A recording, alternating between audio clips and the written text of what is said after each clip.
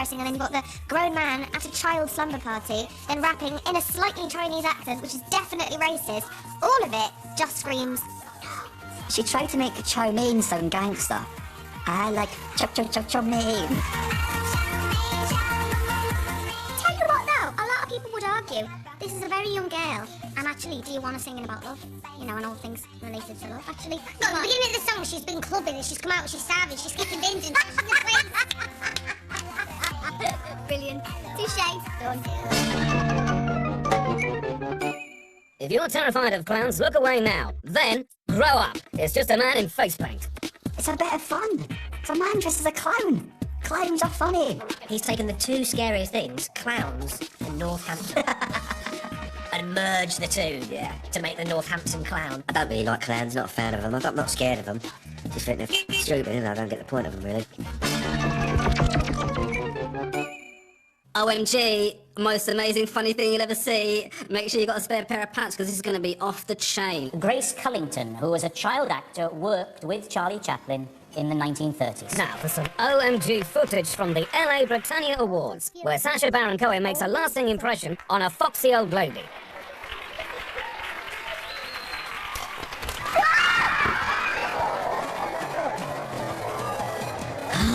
Aghast. He did it well. I mean, people clearly don't think it's a setup. It was really, really well done. It got me, I believed it. She looked so sweet, so dear, so vulnerable, so dead when she went off that stage. Everyone in Hollywood didn't care. Literally couldn't have cared less. It was the best prank ever, which completely backfired when people like George Clooney went, old woman on the floor. They got to stay in their seats. They're quite vehement about that for when they're filming all the angles. You can only get up at certain times. I think Sacha got them hook, line and sinker. Should probably make the Oscars in memoriam segment. Check out badass Sea Dog Dimbleby, flaunting his presenting tackle on BBC's Britain and the Sea. Dimbleby, he's the man we all aspire to be, isn't he? He's the great elder, he is the great statesman of the broadcasting world. And yet, he does a sort of chavvy thing. How's that? That's fine. It's like being cut with a razor blade, yes. How? The tattoo for people of a certain age is like a midlife crisis, and David Dimbleby is 75, so is he going to live till 150? You mustn't talk too much, because you'll lose concentration and then end up with a three-legged scorpion. It was a seahorse, wasn't it? No, it was a mermaid. You go through all of that, you have the pain that's involved, the indignity of showing his hairy back and everything else with that. Ooh. And then, what does the tattooist do? He does not give the scorpion enough legs. It's 2 legs short. That is, I have to say, fantastic. Thank you very, very much. No problem at all. Paxman grew that beard and got a lot of attention, and maybe Dimbleby thought, oh, I want a bit of attention, so I'll get a tattoo. Yes, that seems to work. And then I presume Hugh Edwards will go and get Prince Albert. I wouldn't have a tattoo. No. Think of when I got old, what that would look like on wrinkly skin. In September, BBC News anchor Simon McCoy baffled viewers with a demonstration of his brand spanking new tablet. I think it's the A4. He held a load of paper and talked about drunk people being idiots. It's like a multi-pack of A4 paper. Put it down. I think that's what everyone was just screaming while we were watching it. Put it down. I'm a bit worried that I'm more stupid than them. I thought, look at the size of that iPad. It's amazing. Well, why does he even need the prop? What is it? Maybe it's the comfort thing. Maybe it's his nerve thing, you know, so when he's, you know, having used, he's got something to like hold on to. I love that. What a pro. He didn't get flustered. He didn't, it was great. Awesome. I want nothing more than the rumour of her having sex with Russell Brand to be true. And yes, the affair happened. What else can I say? Gosh, that can't have been terribly exciting for her. I don't think she would lie. It wasn't just once, you know, it happened more than once. So, Lauren Harris and Russell Brand met in 2006 on Big Brother's Big Mouth. Lovely Lauren, of course. You sexy cow. I think he's done it. It's too random. It was his fault this became such a big thing because he wouldn't admit it. There's no one on the planet I can't imagine Russell Brand banging. He's the absolute legend shagmaster. Absolutely flawless. Now, Russell Brand immediately took to Twitter to deny it, but he did say it was his favourite media lie ever. He's so open about his life, but if he had sex with Lauren Harris, he'd tell you before she did. Yeah, absolutely. I devoured the blog post about the affair. I thought it was incredible, and I know now more about what her mum and her wear than I ever knew before. The Affair by Lauren Harris. Are you and Mum staying at the Holiday Inn? Russell asked somewhat sarcastically. No, I said. She's taking a train back tonight. She has to be home tonight. So the beautiful Lauren is on her own tonight. Fancy a drink at the hotel? It was 8:15 p.m. Usually my time for changing into a negligee. and cuddling up with a picnic. But tonight was different. Tonight I had a date. I had a little experience of dating men in Britain, As soon as they knew who I was, they were frightened off. Not because of my small fame. but because I used to be a man. Is this too much? For as man to accept. I knew it would take a man with real awareness and strength to take me on. My outfit was becoming so hot, I stripped and had a bath, listening for the phone. He would have to wait if he rings now, I thought. I donned another pair of bra and panties and sheer black tights. I chose a short black figure-hugging silk dress from my suitcase. I wore a choker necklace. It was a butler piece, a black ribbon with a medium-sized red enameled and diamante rose threaded through the center. I clipped on matching earrings. That was it. A splash of Chanel and I was ready. But ready. What? Lauren's memoirs, I think, would have a great title for this particular chapter. Maybe My Nookie Nook Bookie Book. I think if Lauren was to bring out a book, the perfect title would be My Dusty Box. Because, like, it's an antique, it's dusty. She's about to clean it and show you it all. Child star, Yeah. sex change, antiques.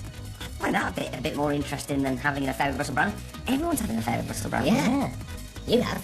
Oh yeah. Well, I've never hosted an antique show. No. Yes. It's not about memory for me, because the story came out. Because it was said the story wouldn't come out because Russell would sue me. And if Russell can sue me, it's fine. I'll just give him my knickers, because that's all I've got. 43 Twitter users mistake the hashtag "Now Thatcher is dead" for "Now that Cher is dead." While Thatcher was indeed dead, there are still some bits of Cher that are technically still alive.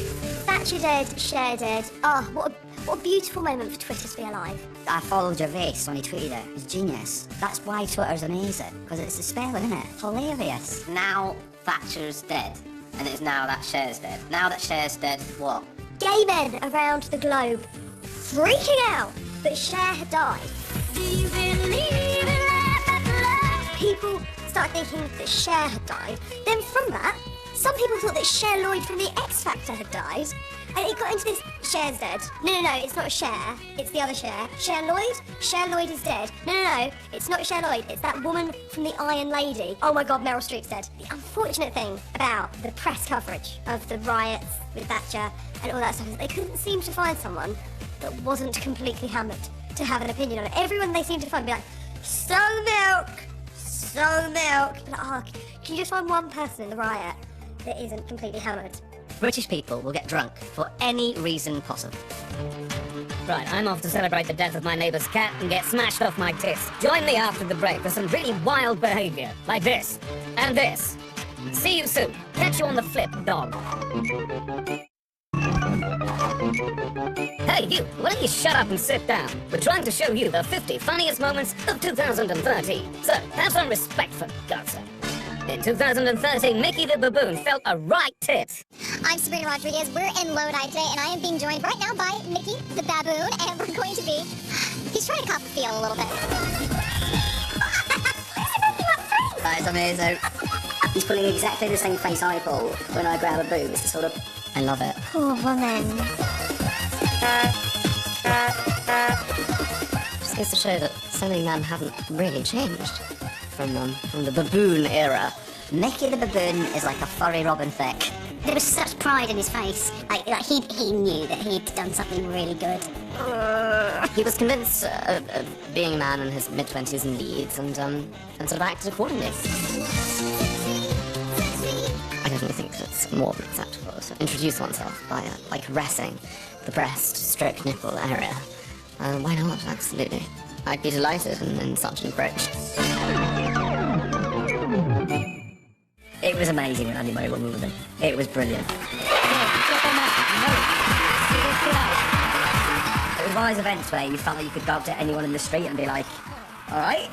And people were like, yeah. When he won, it was amazing. It was such a great moment. But didn't I feel for his mum? She didn't get a hug.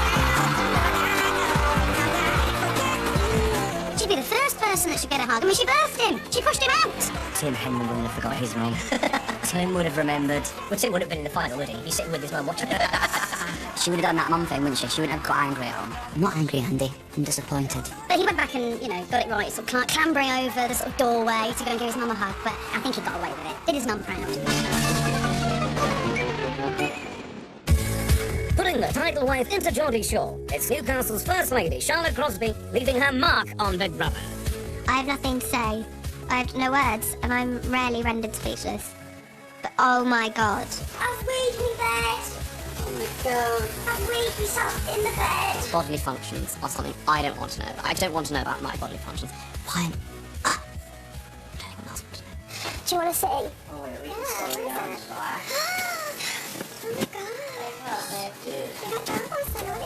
The fact that Charlotte Crosby has absolutely no filter is kind of beautiful. Good, I'm glad. I'll be happy as well. She's like a child, but adult-sized. So she's just happy she's done a poo or a wee, I think. About time I had a good night. I feel nice baby shit. When I get a little bit too drunk and I go to bed, I just so drunk I'm in a bit of a coma in my sleep. Don't get up and it just comes out all over the bed quilts. Did she wet the bed? I don't think so. I knew Charlotte Crosby. She might have farted. She could do that all right. But she wouldn't wet the bed. She'd probably put water on the bed. So when Big Brother pissed the bed? I've had sex on television. I've wet the bed. I've shit myself also on television. I don't know what else there is to do. In January, a stylish young lady posted a photo of her fetching yellow skater dress on eBay. This lady got more than she bargained for when she accidentally gave the internet a sneak peek into her wardrobe. It's a very interesting way of getting people's attention. Undressing and displaying one's finest assets seems to be very much on trend. I would sell my knickers on eBay and see what I'm going to take up for them. Tenner. As a result of the sale of this extraordinary non-couture, non-natural fibre, ill-fitting dress for £153,000, my entire wardrobe will, as of this evening, be for sale on eBay, with snippets of me carefully positioned behind a grapefruit and a bunch of bananas. At 38, BBC's BAFTA coverage programme showcased Anne Hathaway's natural ability to induce spontaneous projectile vomiting with her acceptance speech for Best Supporting Actress. It's not a long walk from the seat to the stage, but miraculously, whenever she gets there, it's like she's been sucking on a crack pipe for the last half an hour, because she is absolutely out of breath. I share this with the cast and the crew of Les Miserables, who are the most golden-hearted group of loves whose talent knocked me sideways every day. Oh, words. I think it was a bit unfair the way that the country just went in. I mean, they tore strips off her. I feel like she's never going to work again. There's a group on the internet called the Hatha Haters, and it's just people who find her inexplicably enraging. And there is something about her face and her mannerisms that just make you want to flick her in the nose.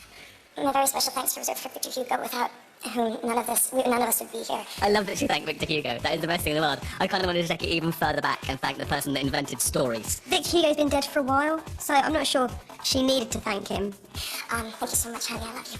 Victor's dead, love. He died a long time ago. He has no idea who you are, and I'm sure he couldn't give a shit. One joke to the next, all aboard the banter bus. It's DC hanging with the British and Irish Lions. He's getting off at the stop-march chillaxing Blates.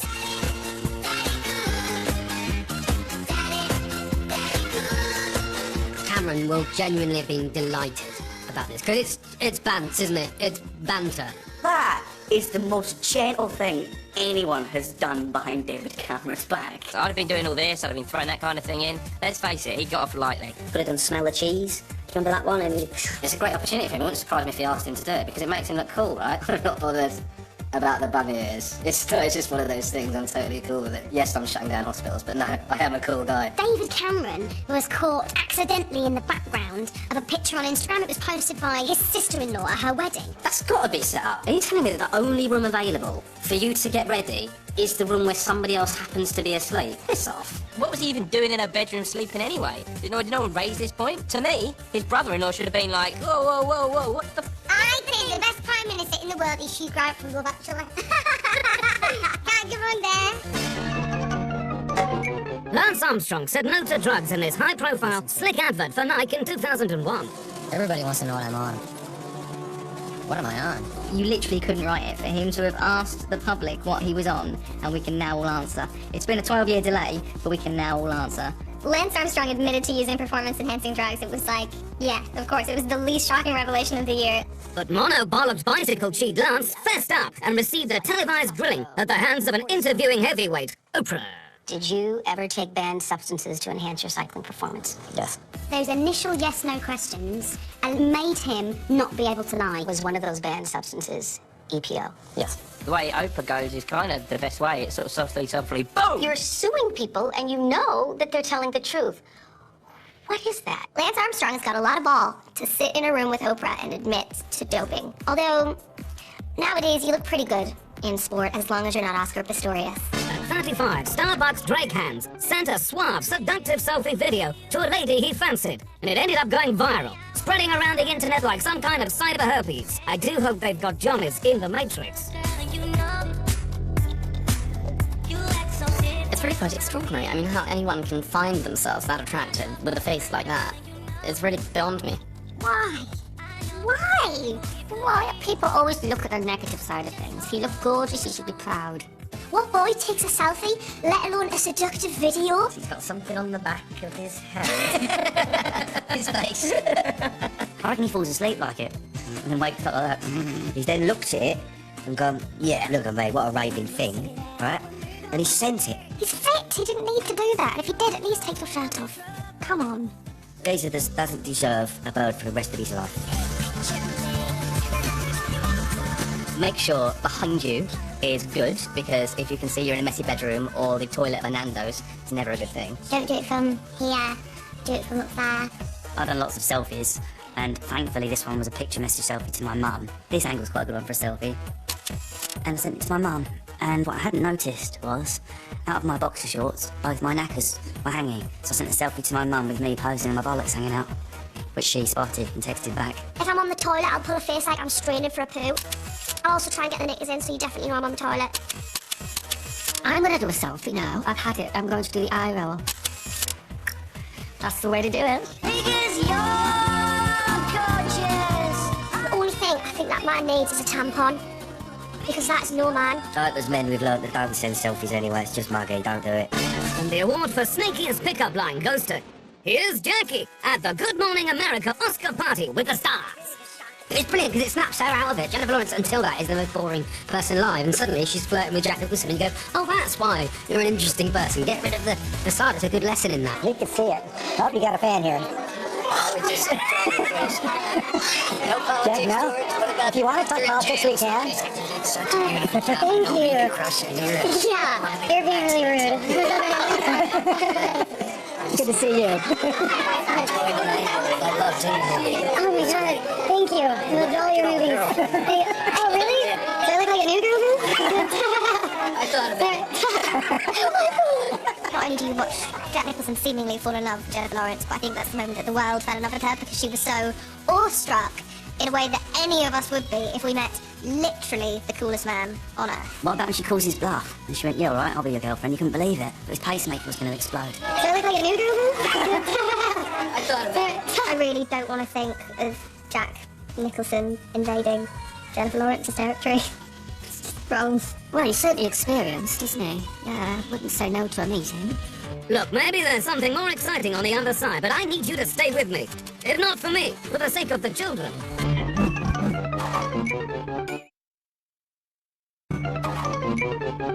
Welcome back. Have you lost weight? You have. A tapeworm. Oh, please forgive me. Anyway, this is the 50 funniest moments of 2013. Batten down the hatches as we've got some blue chip bellendery just for you. We've already gone bananas at clips like this. You sexy hell! And now let's turn up the highbrow dial some more. He's trying to cut the feel a little bit.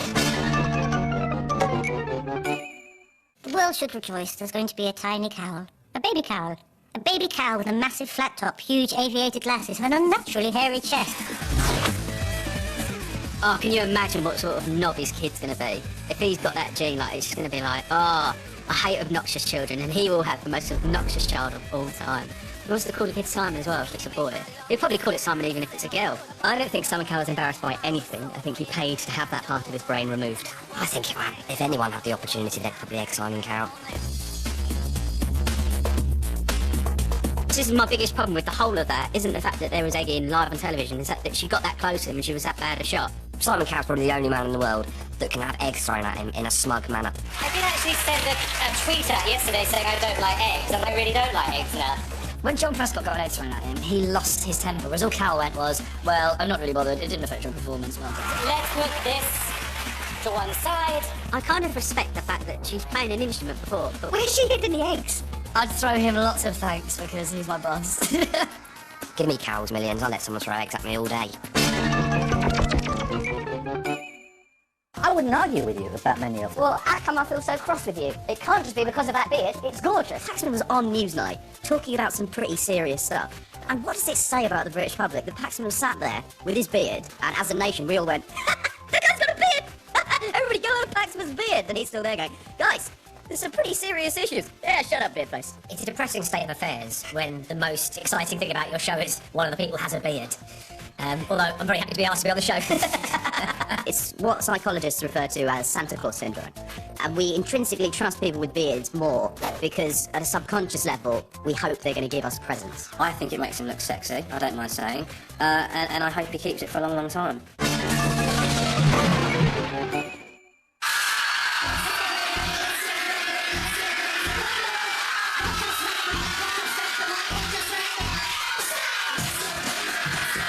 I love that Let's Get Ready to Rumble was #1 this year. Brilliant. Like, I remember that as a kid. You stood on board for 3 weeks. They're brilliant. They're lovely men. The wankers. How dare they? You know, it's enough that they've got all the presenters' jobs anyway. Don't give me a go. If anyone at a wedding hears, let's get ready to rumble, you know the floor is going to be full of people trying to do that foot switching thing that they did in the video. There are so many kids that are pretty much adults that didn't know about it. So this is the first they'd heard of Let's Get Ready to Rumble. I think I did a lot of rumbling as a teenager. I really hope it doesn't mean sex, because I wouldn't like that for Anton Deck. It just doesn't feel right. No, I feel as if we were to bring back music. We got to bring back cheesy, but it's all noise now. Whatever kids do. Can I get, Yeah, definitely. It's all just noise. There's no pop to it.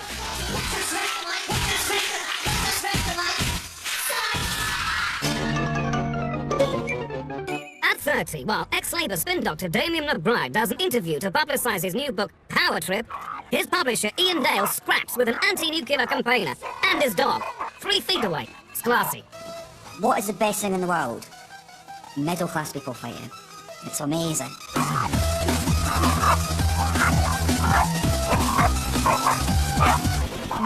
If I was Damien McBride, I'd have tried to turn it round. Because he sort of soldiers on, not wanting to sort of address what's going on right here. And I was like, what? And on TV, you couldn't see the fights. On TV, you can just see him. And all you can hear is him go, I've apologised for what I did, but I wanted to tell the story. And you go, what the hell is going on in the background? It's got everything you want in a comedy clip. It's got a fight, a dog biting its own owner, a man in the background on a bike who looks too old to be on a bike. Then his hat falls in front of him, so it looks like they're busking.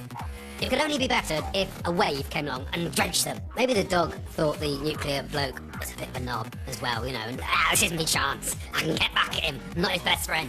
In spite of the fact that it was very entertaining to watch, I still have absolutely no intention of buying the book. Now, for CNN's Piers Morgan's Tonight and an intellectual debate on gun possession, I give you Alex Jones and Piers Morgan. Weapons. Piers was trying to play it in the way that he always does to make him look like a legend. But unfortunately, he only something like a peen, which is actually accurate. If I was Piers Morgan, I would constantly get people like this in the room with me. Just to go, look, someone worse than me. We will not relinquish them. Do you understand? That's why you're going to fail, and the establishment knows. No matter how much propaganda, the Republic will rise again when you attempt to take our guns. Even that, with a guy shouting about guns and being quite despicable, still couldn't make me like Piers Morgan. If you are gonna be like King Penis, get someone next to you to be Emperor Penis. The geezer assassinated him, to be fair, didn't they? Pierce, don't try what your ancestors did before. Why don't you come to America? I'll take you out shooting. You can become an American and join the Republic. You finished? Yes, I am finished. What I love about Alex Jones is he doesn't go sort of 0 to 2 to 5 to 7 to 10. He goes 0 to 10 just immediately. 1776 will commence again if you try to take our firearms. Doesn't matter how many lemmings you get out there on the street begging for them to have their guns taken. We will not relinquish them. I was watching Alex Jones going, I think I like Piers Morgan. How have you done that? How many gun murders were there Oh, you ban your fist now? in Britain last year? How many chimpanzees can dance on the head of a pin? I think the answer is probably 1. I looked at it, and the number of people that died as a result of gun crime last year is exactly the same number as the number of chimpanzees you can fit on the head of a pin, so actually he's making a genuine point. In 2013, some of our most precious species are becoming extinct. In July, CNN anchor Jonathan Mann gave an adventurous report on climate change. Man-made extinctions have even happened before. I guess we hunted the dildo into extinction. That's so sad. There's so many women and men everywhere. You should always stay clear of words like hunt and cult. And when you put it together, like the Health Secretary, Jeremy Hunt, was a very, very difficult one. And you can joke, but you wouldn't joke on air about that because that has all the potential to go very, very badly wrong. You know, like, Mr. Hunt, you're a cult. You know, that you wouldn't go there. He said dodo, we'd all had a giggle, and then he went, The dodo, rather. Forgive me. I'm having trouble with my words today. The dodo into extinction. I'm having trouble with words today. I'm like, it sounds like you're having trouble with your wife, mate. It's what's happening here. At number 27 is Taylor Swift dishing the dirt with her glorious whodunit speech on MTV at the VMAs. It wouldn't have lasted anyway. She's 40 years too young for it. Awesome. I also want to thank the person who inspired this song, who knows exactly who he is, because now I got one of these. Thank you so much! Why not? Revenge is always best served cold and on a stage in front of millions of people. Perfect. I would have done exactly the same as Taylor Swift. Good on girl, because 8 months is nothing. If you've had a knife pierced into your heart, you do what you can. That's it, Outlet, isn't it? She writes a song about something, that's it, Outlet. And they're really good songs. I Knew You Trouble When You Walked In is a wicked song. 'Cause I knew you were trouble when you walked in. So shame on me now. I wouldn't have given him that satisfaction. I'd have just been a bit more say nothing, you know? I don't think it's a good way of handling a breakup necessarily, but I think it was quite ambiguous, because she's been out with about 755 people, so that could be about any one of them. Everyone's been out with Taylor Swift. I've been out with Taylor Swift. What happened is One Direction were on stage, and they were saying something, and one of them said something, and the whole audience like went, way! And then it cut to Taylor Swift talking to Selena Gomez, and all you could see her saying was, we were looking up to win 3 VMAs. I didn't know whether it was just like, oh, stop cheering for them, or why don't all One Direction shut up? Language. Yeah, she's obviously really, really angry. It's just two young people that had sex, and for some reason the world really, really, really cared about it. I mean, they're both young and they're fit, and they shag around. Like, they're bloody pop stars and rock stars. If anyone else was in their situation, tell me that they wouldn't. There's a lady who wrote a post on Mumsnet asking if it was normal that she and her partner have a little clean-up area on the bedside table. And on it, there is a penis beacon. If there were ever 2 words that should never be put together, I'm sorry. it's penis and beaker. I'm sorry, it's just one of the most ludicrous things I have ever heard of. it's not a penis beaker, it's a dick cup, mate. So what that is it's a pre-placed glass of water for her husband to dunk his knob in. After you've shot your bolt, technical term. While she goes to the bathroom, her husband uses the penis beaker. Now, first of all, what I want to know is, how long does she intend to spend in the bathroom? Why can her husband not wait for the bathroom to become free? I mean, she can be there for a month? What the hell's going on? What do you think is going to happen? Does she always have a post-coital shit? I don't use a penis beaker, but I do use 2 small egg cups. Just to cool them down. Just to cool them down afterwards. I wouldn't be able to resist the temptation of dressing my penis up like Tom Daly, and then just chucking it in. No, just whack it on a quilt. It's hard to get it in a beaker. Like, how do you approach that? The only way to do it, really, is to sort of, you've got the cup here, and that's the only way you can do it, and I feel like that's a cumbersome task. That's what makes them so yummy, these yummy mummies. Cleanliness is next to godliness, which is next to the tissues, which is next to the penis beaker. Penis beaker, deal breaker. Yeah, if you say to me, can you just make sure you fill up the beaker, I'm going to go, do you know what? Can we give this 20 minutes? I'll fill up the beaker, but I'm just going to have to chill out for a bit, because after I fill the cup up and put it next to the bed so that I can clean my dick, I'm off sex for a little bit. Let me just put that out there. I feel like people just go on there to be outraged. Formula! Ah, that's just like poison. Formula should only be available by prescription to those who can't breastfeed. Breastfeeding? How barbaric. If I want to take the bus in peace, just shut up! If you've got something in your home like a penis beaker or a muff cup, what I would do, talk to your friends about it before you put it on the internet. That would be my little tip for you, because then she suddenly's like, oh, it turns out it's not normal. No, it's not. And the best place to find out is not the World Wide Web, love.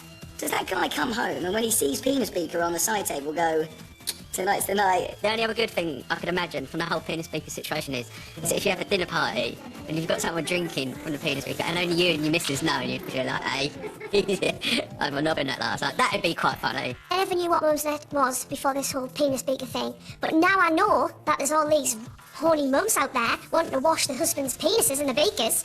I'm gonna take a look on it, and I can't wait till I'm a mum. I'm gonna talk about all kinds of shit on there.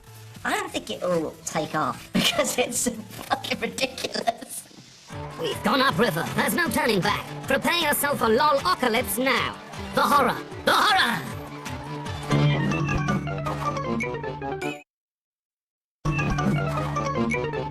Welcome back to the 50 funniest moments of 2013. So far, we've got to grips with a penis beaker. I'm sorry, it's just one of the most ludicrous things I have ever heard of. And seen a lady's wet dream. I've weighed me bed. Here's a deluge more. Here's a man who doesn't have little toothache spoil his fun at the football. I was in Australia when this happened. I saw the headline come up saying British hooligan punches horse in the face. And I just went, don't be a Geordie, don't be a Geordie. And I looked up and saw my team colours and I was so proud. I think it's worth remembering that most football fans don't punch horses.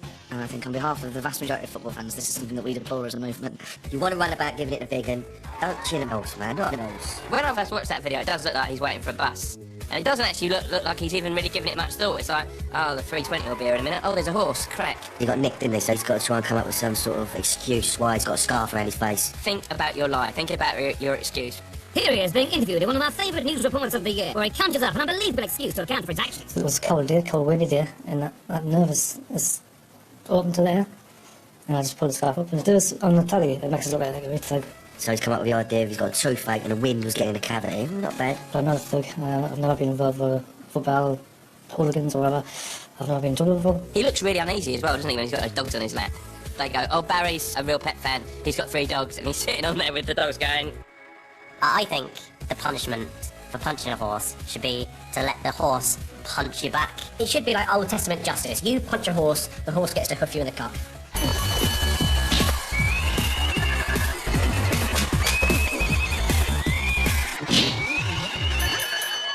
Eye for an eye, a woof for a woof. This is slightly Geordie racist what we're doing, isn't it? Slightly Geordie racist. I think he's more of a representative of a drunk than a representative of a Newcastle fan. So if he's chilling horses, he would chill a cat, wouldn't he? If the cat got a bit leery or was looking at it a bit funny, you'd clamp it. You're a mug. At 24, it's Prince Andrew. Or is it? Police officers pointed their guns at Prince Andrew because they mistook him for an intruder. They reportedly shouted at him to get on the ground, and the paper says that for a tense half-minute or so, he was at risk of being shot. You would assume that when you got a job in security at Buckingham Palace, you would get a list of people that were like, don't shoot thieves. When I first heard this news story, I did say, there's a Prince Andrew? Is he that dude from the King's Speech? I think it's fair to say that the guards recognised Andrew, right? And from what we know of Andrew, he's a bit of a wally. And I'm betting that they're bored. It's a kind of boring job standing around. And I bet one of them turned to the other one and went, oh, look, there's that dick Andrew.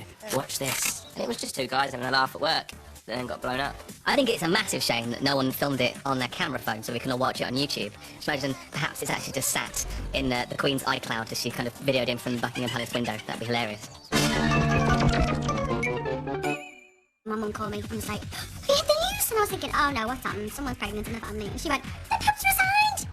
So the Pope said that God told him to retire? Yeah. And because he's God's spokesman on earth, everyone believed him? Yeah. Did he say God's told me to retire on full salary?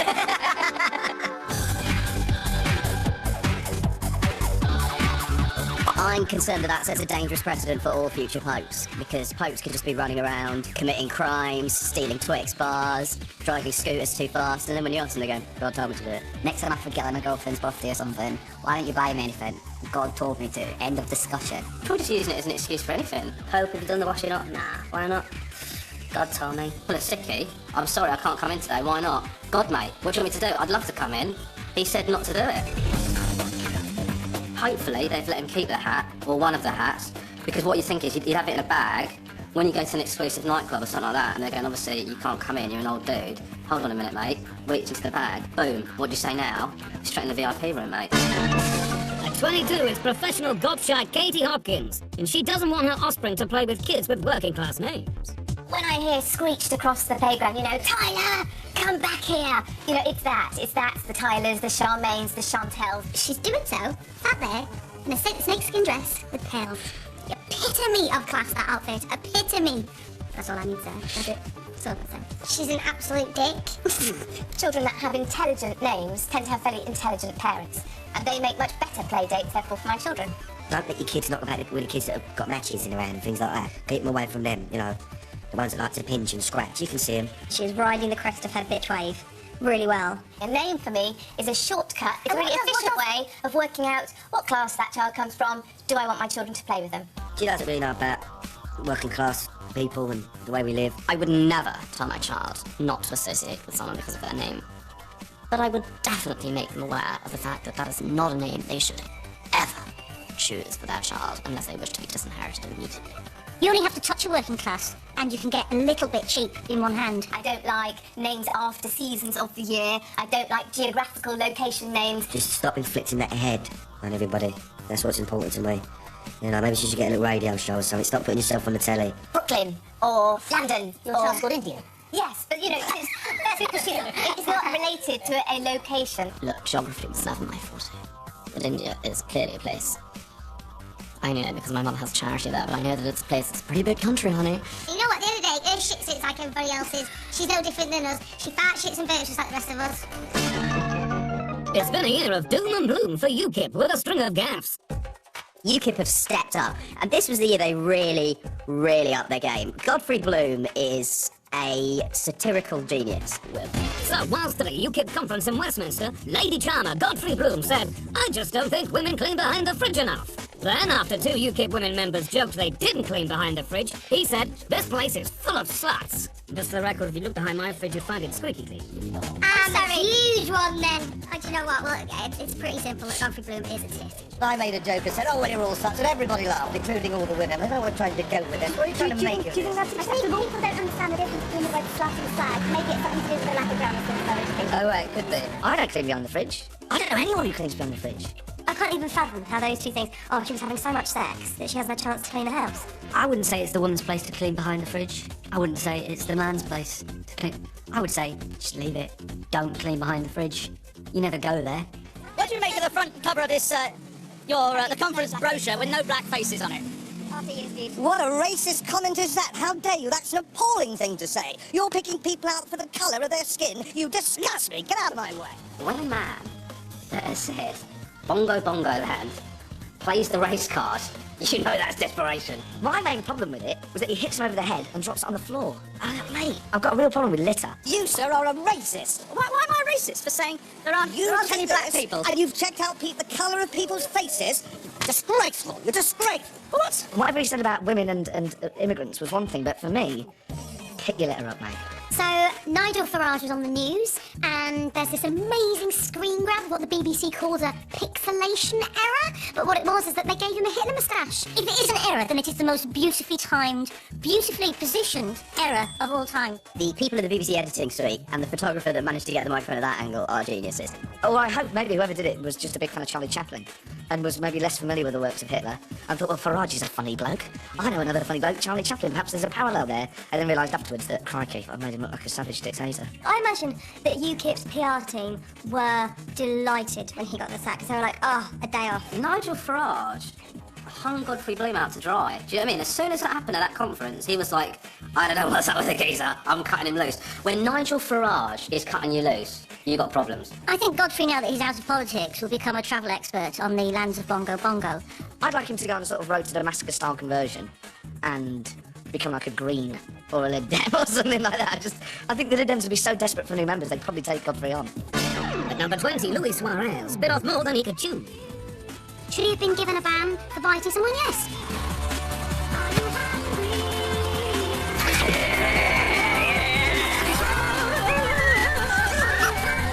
He's such a vicious little git, isn't he? He wasn't quick enough to get the ball, so he takes some chunk out of his arm. And with them teeth, right, he'd have done less damage with a gun. He's done it twice now, so if he was a dog, he'd have been put down. That would have happened. First one, he'd have been playing with a muzzle on. Second time, sleeping time. He just sees every game of football as an eat-all-you-can buffet. You know, he got to weigh it up a little bit. Yes, he's a little bit trappy, right? And he likes sinking his teeth into things, but he's doing it over 20 goals a season. you know. I'm an Arsenal fan, so I'd have loved it if I'd have sold him, because he still is a really good player. I think he's got a career in board games. After this, maybe the Luis Suarez edition of Hungry Hungry Hippos.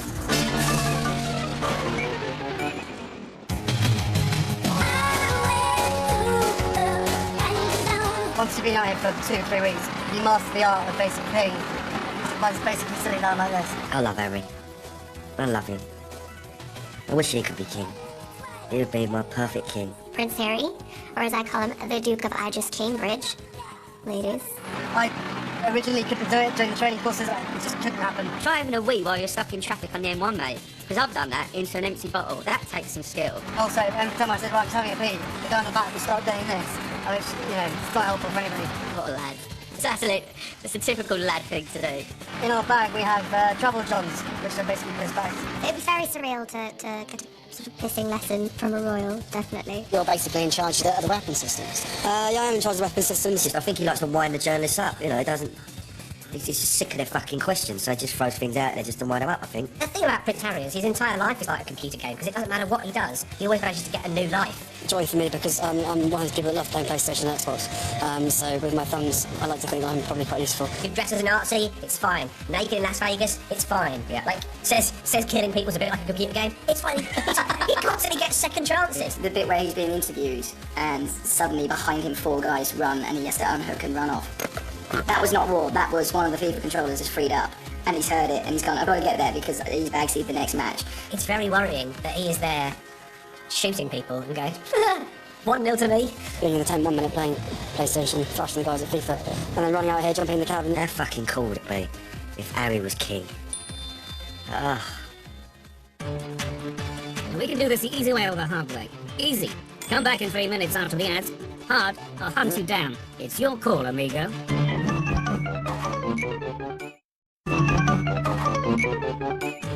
Hello and welcome back to the 50 funniest moments of 2013.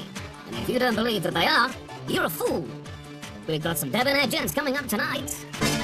Next in the Knob Jockey Olympics, it's Kanye West diddling Kim Kardashian on a moving motorcycle. That's got to be 3 points on your license, surely. If you ever need to get information out of someone, no waterboarding, none of that, just play this video on a loop because it's horrific. When a real nigga hold you down, you're supposed to drown. Bam! So it's Kanye on a motorbike singing, and Kim Kardashian, it feels like he didn't tell her what was going on because she's just sort of topless and on the back of this motorbike. I'll not have a word said about Kim Kardashian. She is all woman. I don't know how they did this. It's probably the best special effects in the video. She's nippleless, just completely nip-free. Step back, take your spunk on a mink, I mean that. Spunk on the mink's a nightmare. It is a nightmare. You can't get it out. I'm assuming that he means a coat. And not that Kim and Kanye sort of kinky game that they like to have is they like to actually have a live mink in the bedroom with them, watching what they do. It wouldn't be any weirder than the video. Honey. Honey. I wanna fuck you hard on the sink. I wanna fuck you hard on the sink to his baby mummy. Yeah, I think give it 2 or 3 more years, Kanye, and you'll be wanting to hug her gently on a memory foam mattress. Seth Rogen and James Franco, they did this parody. I like Seth Rogen and James Franco, I think they're funny. They're funny guys. But that video is beyond parody. Bam!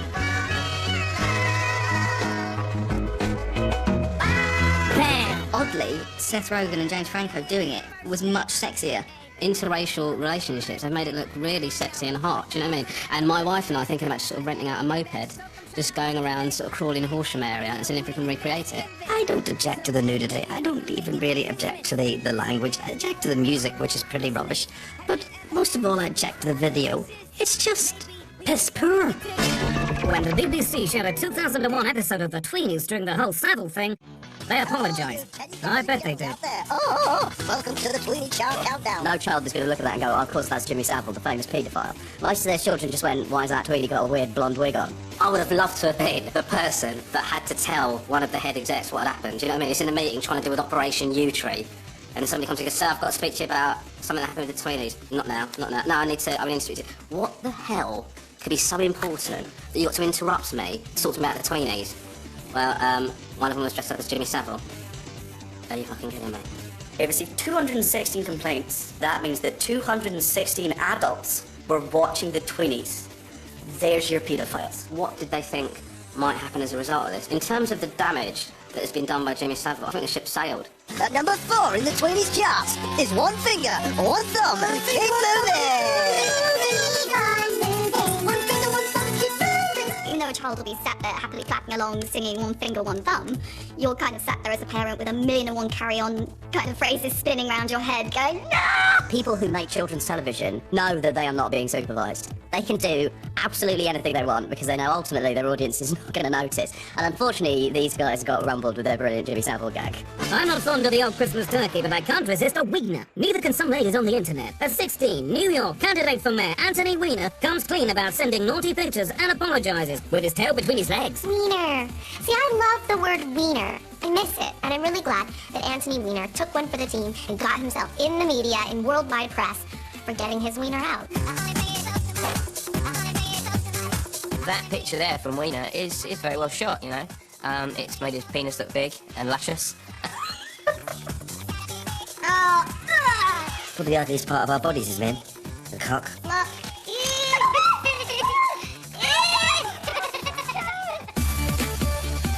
If you're going to send pictures of your cock to people, do a better angle than that. What I think is he's got his horrible gross feet at the bottom. You know, with his corns and his bunions and... Oh, was that the sound of his penis?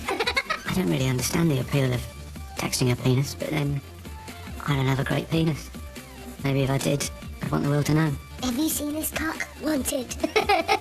How did you know it was him? I really liked the clip of Anthony Weiner's sexting press conference. These things that I did were wrong and hurtful to my wife and caused us to go through many challenges in our marriage. Why would you admit it? He made his wife stand beside him. I'm pleased and blessed that she has given me a second chance. If I had sent a picture of my cock to someone, and someone, is that your cock? I go, no. Because then you hear that his Twitter name is Carlos Danger.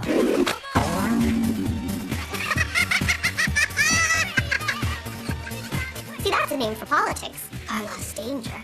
I'd vote for Carlos Danger. I'd send a picture of my boobs to Anthony Weiner. I wouldn't. I never would. He sent these sexting texts to someone called Sydney Leathers, and they suddenly appeared on the internet.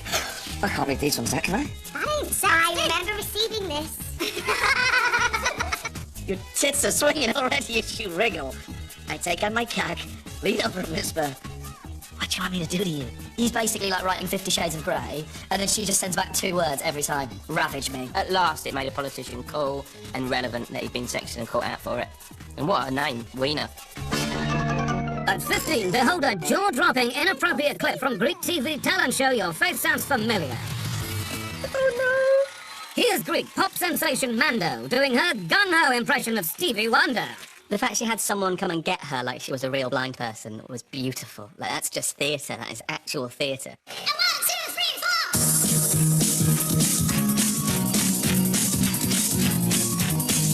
4! Now, what she really did now with that Stevie Wonder impersonation is people go, they do that too much. She did it a bit, but not too much for it to be any more ridiculous than having blacked up and had a production assistant help her to the instrument.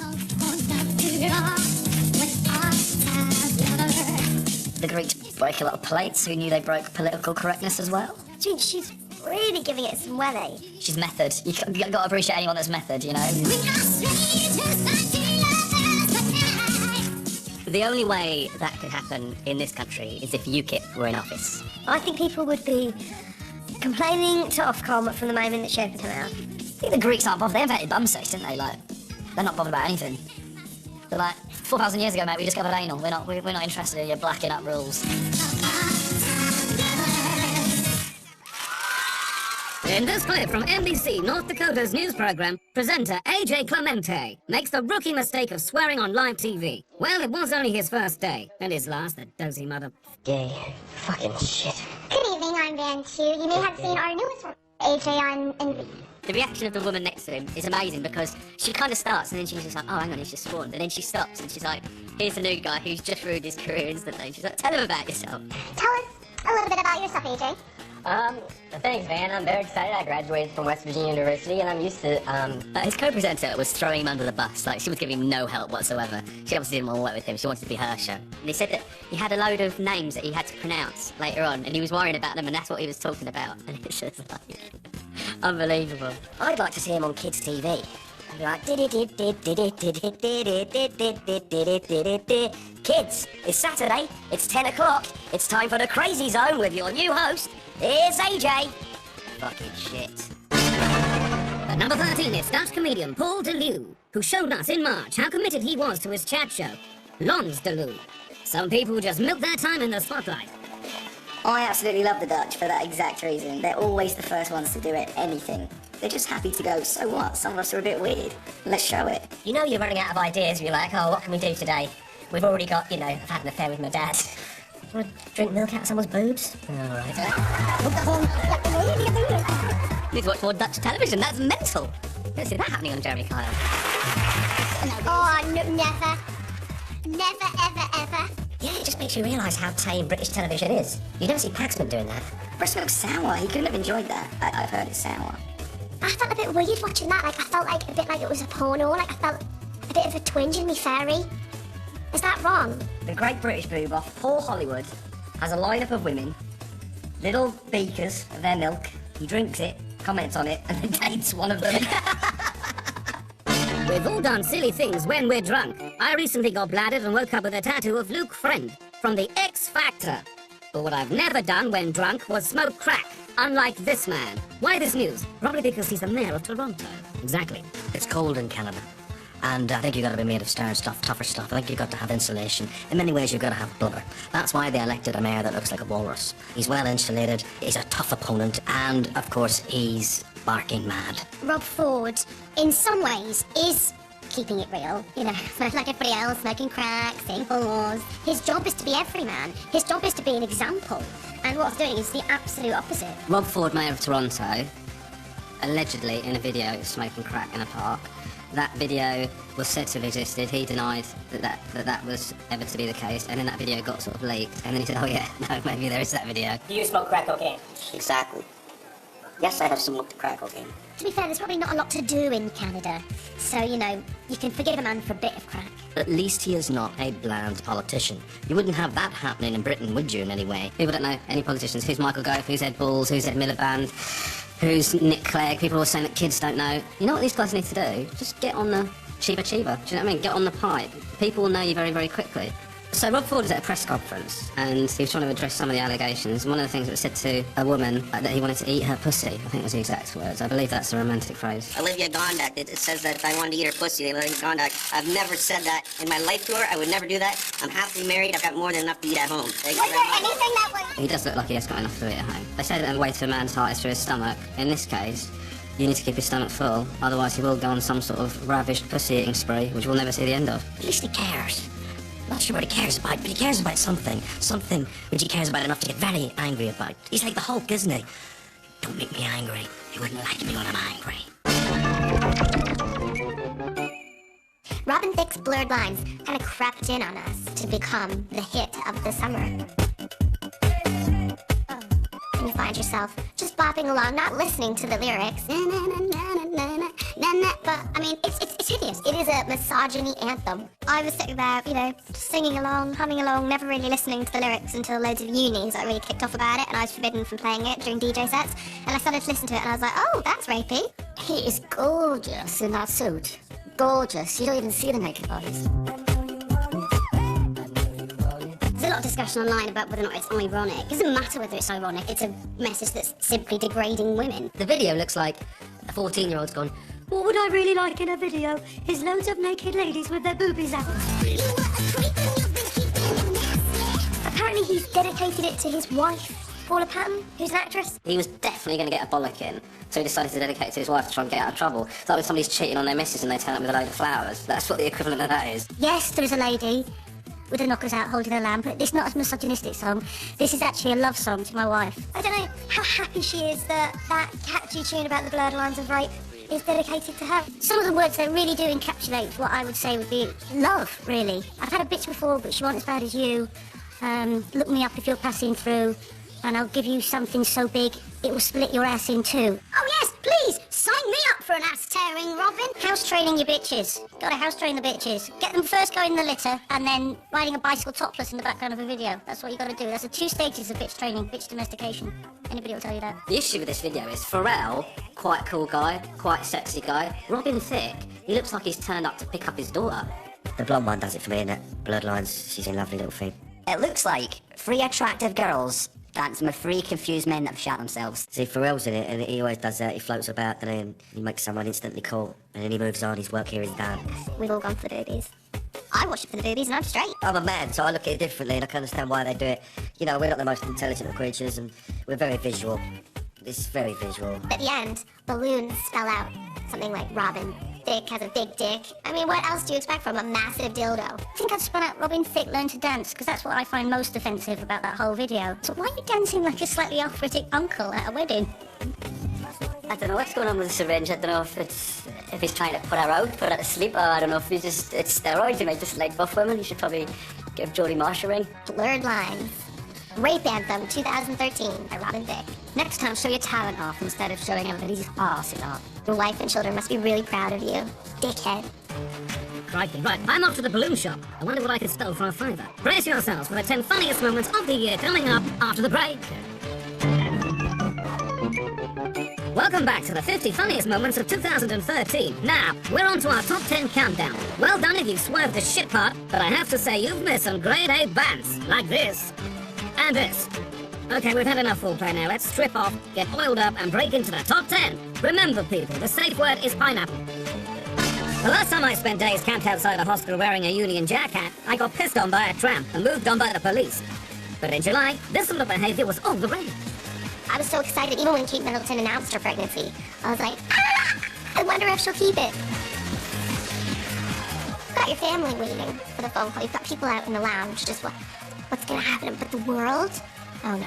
They'll be shouting out, what's the name? What's the name? Give us the name, please. And probably Kathy Wood will say, we'll tell you later. We'll tell you later. It's all that little mob that stand outside just to get a glimpse. People camping out so that they can hear the news from the hospital. We've got TV, there's Twitter, Facebook.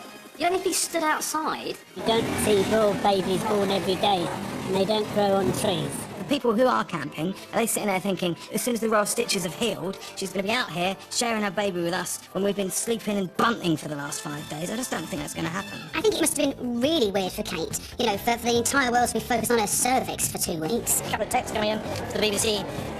Come on, BBC, people do have babies. Stop saying the same thing over and over. Give us the rest of the news.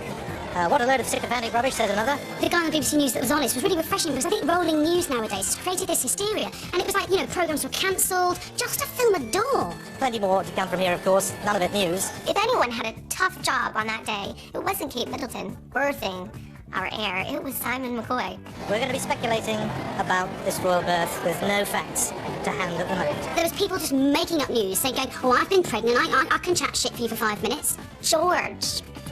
A fine name, George, Alexander, Louis, Windsor. Everyone was saying that, you know, George is going to be the most popular baby name in 2013. And I bet you that up there next to George will be Lindo, as an ode to the late Princess Diana.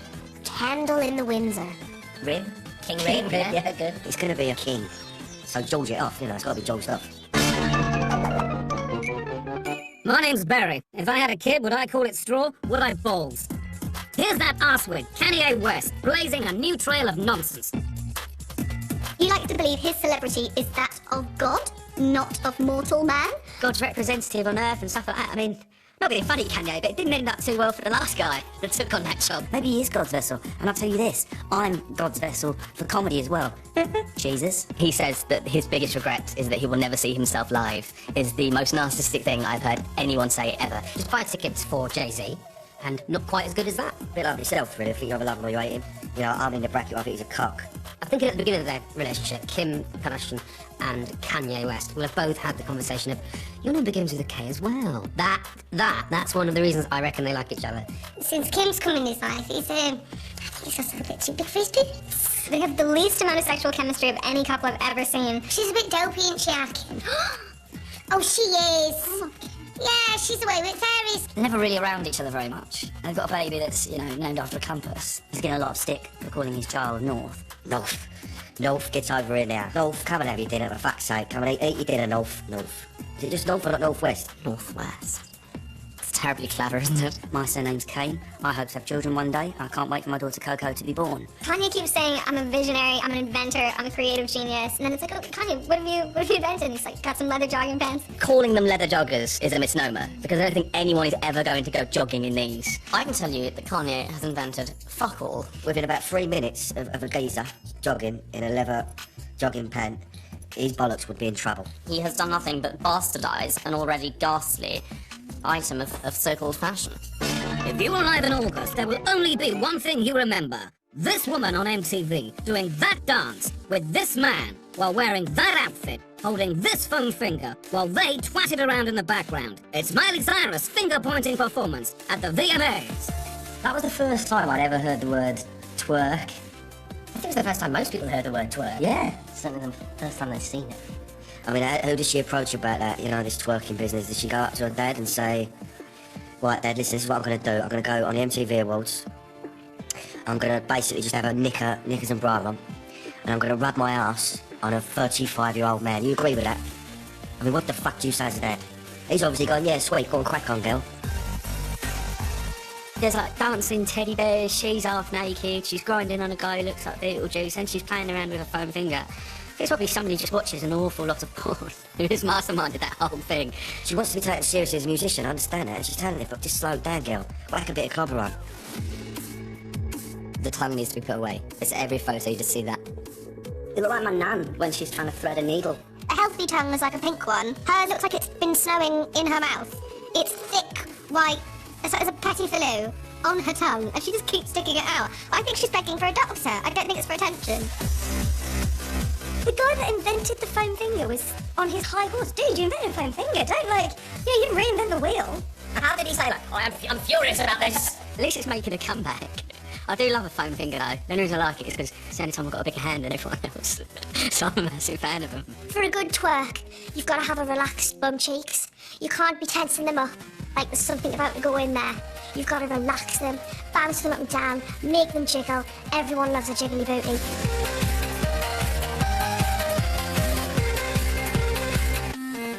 I'm not enjoying this in any way. And now, Michael Douglas shows us that his basic instinct is to be a disrespectful tomfool. But it's okay. He took it all back and said he was sorry.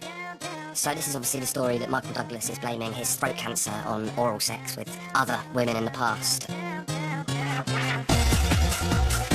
But I think it's the ballsiest excuse for being lazy in bed I've ever heard in my life. Like, sorry, love. Last time it gave me cancer. Remember? There's a lot of licking. Is it not? No, he wasn't specific that it was Catherine Zeta-Jones who was doing it too. I mean, I don't want the image of Michael Douglas giving cunnilingus to anybody. Is he licking out tramps? I mean, how did you get cancer from that? I don't understand it. I'm sorry, but at any age, a man's gonna eat. There's no way in the world that's gonna give you throat cancer, is it? And he likes a fag, doesn't he? Or he likes a lardy. Maybe she just woke up and realised that she was going out with a 107-year-old man. That it can't be true. Just for the records, oral sex does not cause mouth cancer, or I would be a skull on a stick. Now, blazing a righteous path of truth, just in time to publicise his latest tour, it's the Oracle, Russell Brand, dropping some truth bombs in his speech at the GQ Awards ceremony.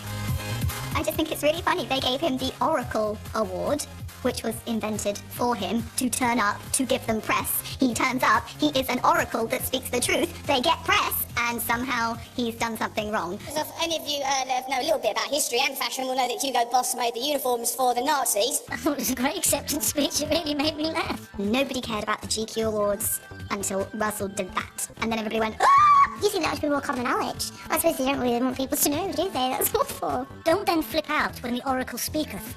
You know, an oracle is somebody who pronounces with authority on fine points. He should have said, thank you for this award, and buggered off. But no, he just chatted on. But he might not know. We're selling a lot of these fucking...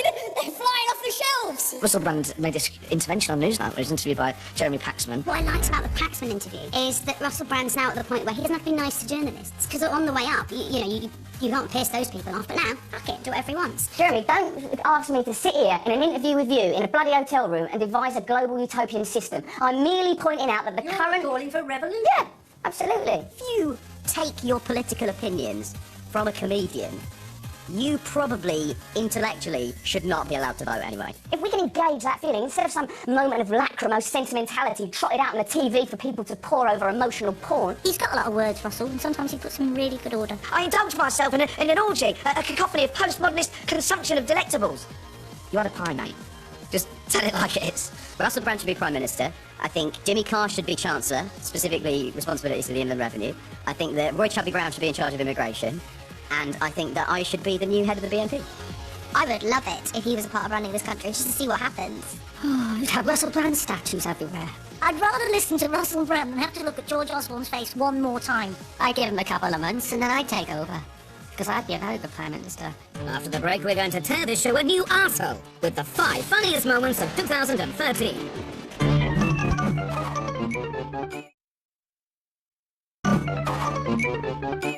Andre 3000 once asked what's better than cool, the answer being ice cold.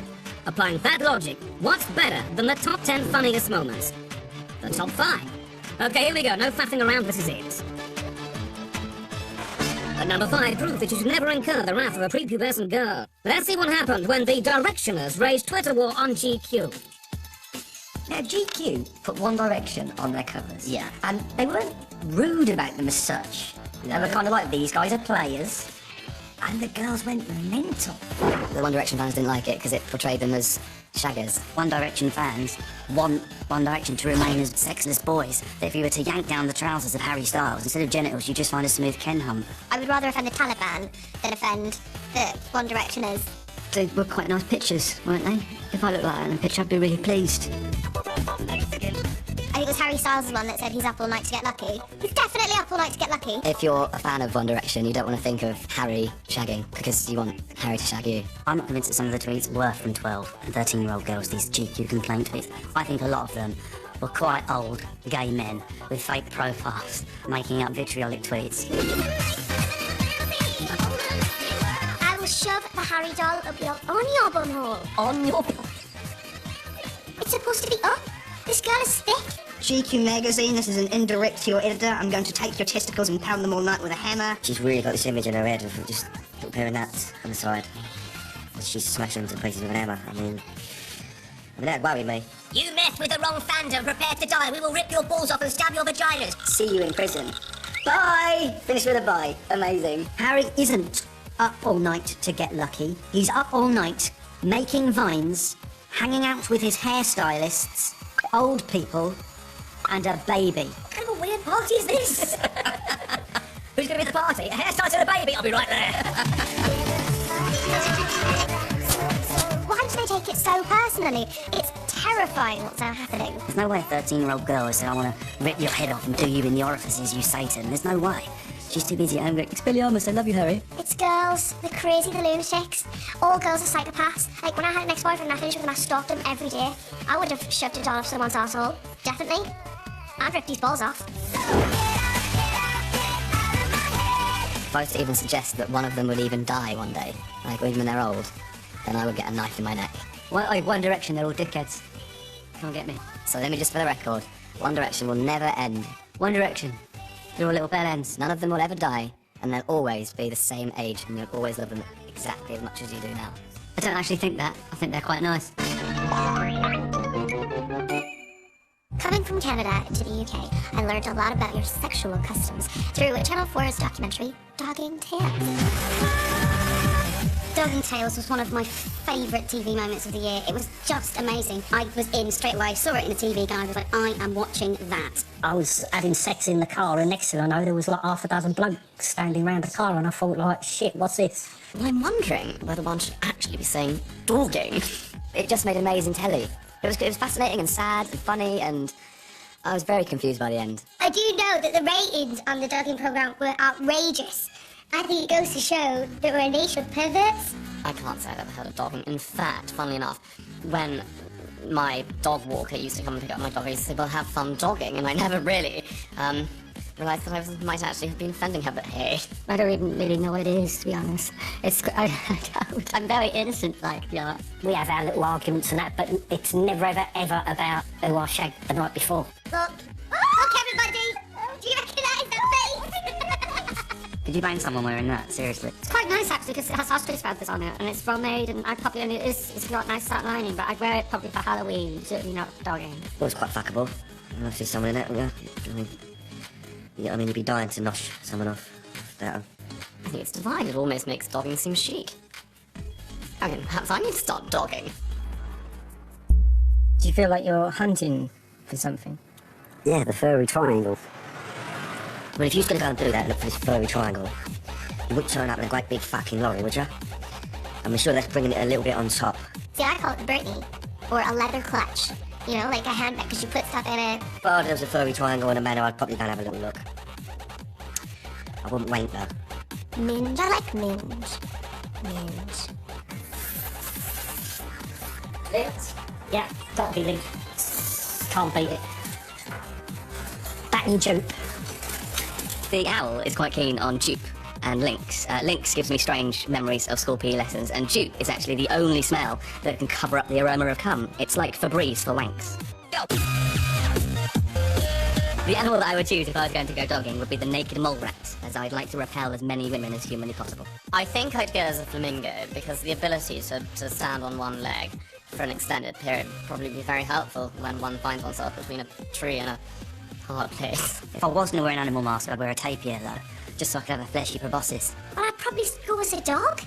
It makes sense, doesn't it? I think the glasses might give me away, and so that would be an issue for me. I'd have to go for a full sort of over-the-head thing. If I had to have a mask, if I was dogging, it'd have to be a little elephant.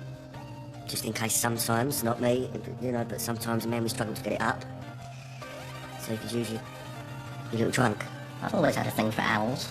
Yeah, it's because when you're bumming them, they can turn around and look at you. In January, Britain was rocked by the revelation that cheap supermarket burgers actually contained horse DNA. Not necessarily meat, but definitely DNA. So don't panic. Could just be eyeballs, hair, or semen. Here's number 3, and they're off. The only thing I learned from the horse meat scandal is that horse is delicious. Horse meat is a delicacy. I mean, I'm half Italian, and in Italy we have equine butchers. I mean, you've got to do something with thoroughbreds when they die. So why not eat them? I ain't that bothered by it. Everyone else is ranting and raving and all that, but I was like, sweet as. Make a delicious steak out of a Grand National winner, I'm sure. Or maybe tartare, to be served raw. We just kept on hearing about traces of horse meat. It was just traces. The phrase traces of horse meat sounds like something from a high-end restaurant, doesn't it? Does it, yeah. Hint of poop. You'd eat that. We did. Yeah, exactly. Maybe it was just a conversation that was had. You know, they went to visit the factory. They said, I'm so hungry, I could eat a horse. And he went, okay, I will put in blender. How the fuck did you get an horse in a McDonald's? Went up to the counter on an horse and said, what, can I have a Big Mac? I think if you're going to go to McDonald's, the only way to arrive is on horseback, preferably side-saddling. When everything's dying and the world's about to end, people will be eating badgers and all sorts, so I said before I died, I'd like to try poo. And that's no word of a lie. Maybe that's the next step, is the Grand National becomes like a hunting event. Set off the horses and then off they go. I mean, it's cruel enough already, I think you have to bring guns. The Grand National is essentially just the revolving sushi thing now. That's what that is. Just let us know. It's an horse burger. Sweet, I'll buy it. You know, bit of relish, lovely jubbly. You were based in the face that sold a lot of very pink pencil cases, and become a 20-year-old woman who wants a serious career in music. She's done the only thing she can do, get naked and ride a bull. She's got that short hair and go for it. She didn't do anything in that video that I wouldn't do myself. She's gone, right, I want to sit on a bowl, start bollock naked. And they've all gone, yeah. Having made the transition from child star to adult star, I think she's doing all right. I don't think there's anything wrong with using a bit of sex appeal. I just feel sorry for her dad. I mean, every week it's something else. One week it's the foam finger, and then he gets a call. Oh, what's she done now? She's pushing boundaries, but I don't think artistic ones.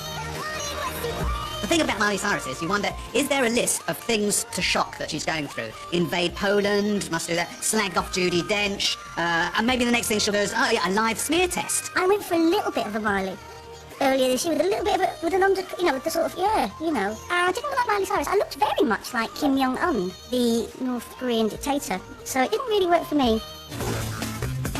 So, Sinead O'Connor writes an open letter to Miley Cyrus. Who writes open letters anyway? I'm extremely concerned for you. Is that her voice? I'm extremely concerned for you. that those around you have led you to believe or encouraged you in your own belief that it is in any way cool to be naked and licking sledgehammers in your videos. Her wrecking ball was ripping up a picture of the Pope. Much worse. The Pope has nothing to do with wrecking balls. It's not a Catholic disaster. Ripping up a picture of the Pope is. My favourite bit of the video is when for no reason she starts licking a hammer.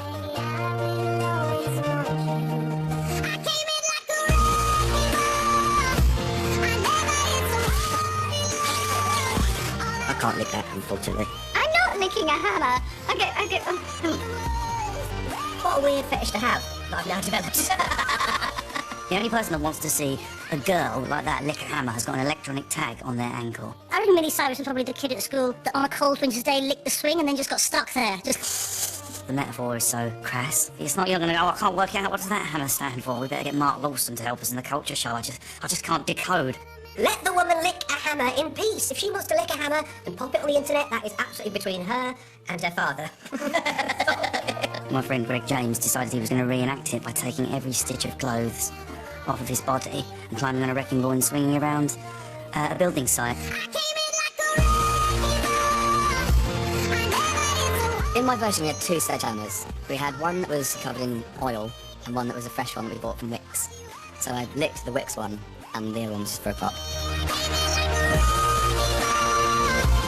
I've seen the real tape where the camera angle's not been cheated. It's horrible to see his pubis crammed against a chain. My favourite was Alex Brooker's. Yeah. Almost more arousing than the original. No one thought they could have made it more sexy, but Brooker did it. Took it to new heights. If Paralympic legacy isn't a guy with short arms and one leg grinding up against a rusty wrecking ball, then I don't know what is. That's what they started in 2012. That's what I'm continuing now.